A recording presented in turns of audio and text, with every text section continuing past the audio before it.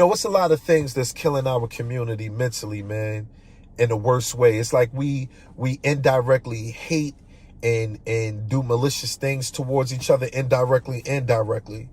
And I came up with 3 examples that's like killing us mentally, man. And it's like, it's terrible, man. This mindset will never help us win in the future. Number 1, I heard a father praising himself, acknowledging himself for being a great father, right? Leading his children, educating his children.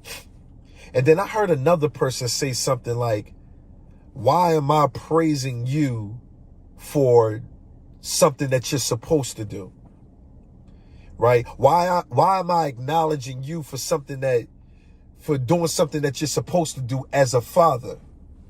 So my mindset is, why wouldn't you? Because if he was a negative father, you will acknowledge the negative aspect of him as a father. You will let the world know, or let the people of your arm reach know that, oh yeah, this person is a negative father. This person doesn't do nothing for his children. But on the same note, you turn around and say, I'm not acknowledging you. I'm not praising you for doing something that you're supposed to do, and that's being a great father, doing what you're supposed to do for your children. That mindset will get us nowhere. Why wouldn't you let the world know if it's good fathers around, or he or she is a good father? Why wouldn't you let the world know that this is what a good father's supposed to do, so it can cause a domino effect in our community? So you won't let the world know that this is a good father because they doing what they supposed to do, but you will let the world know this is a bad father because they not doing what they supposed to do. Nah, that's indirect hatred, man. That mindset will get us nowhere. Part 2, the second part to this mindset that we suffer from. All race and ethnic backgrounds are manipulative. They manipulate people however they got to do it.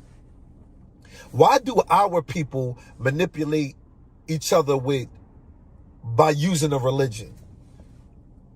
It's like you want me to do something and you tell me, do it from the kindness of your heart and God will reward you. Trust me. If you do this for me, or if you do this for the community, or if you just do this, period, whatever example that you can think of, do it and God will reward you. Trust me, God knows the kindness of your heart. While you're reaping the financial gain, or you're reaping the acknowledgement of the people, you want me to do this from the kindness of my heart so it can make you look good. Well, let me explain something about kindness of your heart. Good things happen to bad people, and bad things happen to good people. Don't give me this, do things from the kindness of your heart because God will reward you, knowing that you're being rewarded. You're just manipulating me by using a religion. Why do we do that to each other? That's a disorder that we suffer from that's not going to get us nowhere. Another example, part 3. When people say, speak it to existence.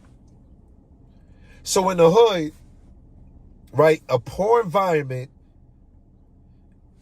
I would say something like, I'm going to be rich one day. Watch, I'm going to be rich. I'm going to change my lifestyle. I'm going to change my family lifestyle. I'm going to get us out this, whatever we in, I'm going to get us out.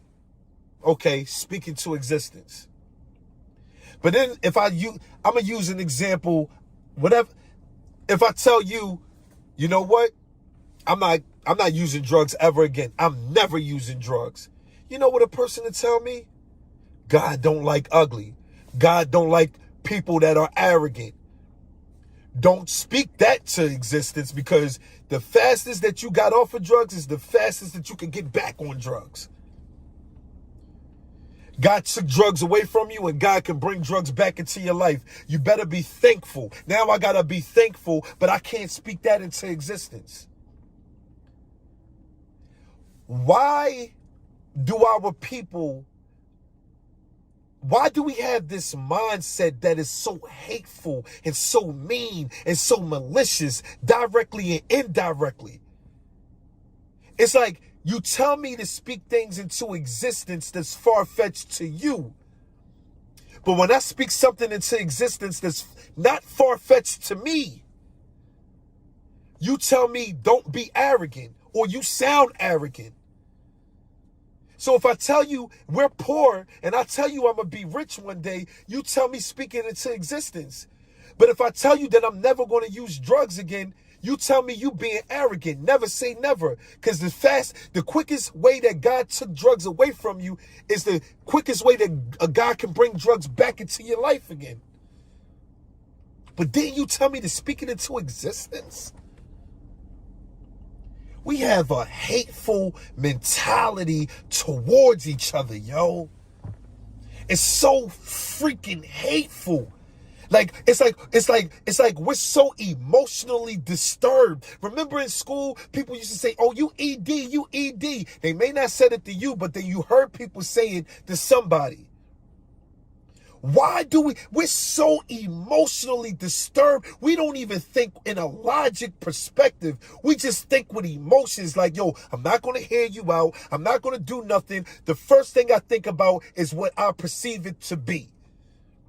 Or I want you to be this way. I don't want you to win. I don't want you to gain success. I don't want you to go to the next level. I don't want you to do nothing because I'm nothing.